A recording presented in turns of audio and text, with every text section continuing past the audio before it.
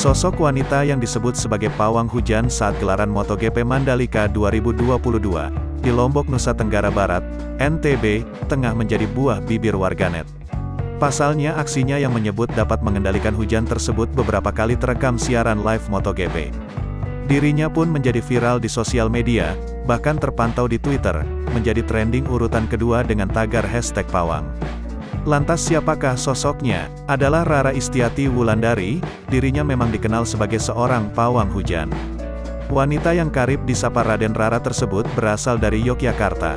Raden Rara datang ke Mandalika, tepatnya dalam event MotoGP Mandalika lantaran ditunjuk langsung oleh Indonesia Tourism Development Center, ITDC, selaku pengelola sirkuit.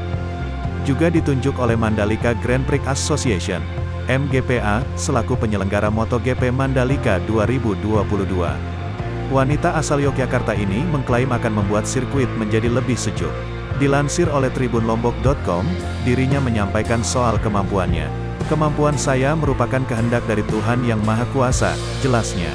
Terkait kemampuannya yang disebut-sebut dapat mengendalikan hujan, dirinya mengatakan hal tersebut adalah kearifan lokal.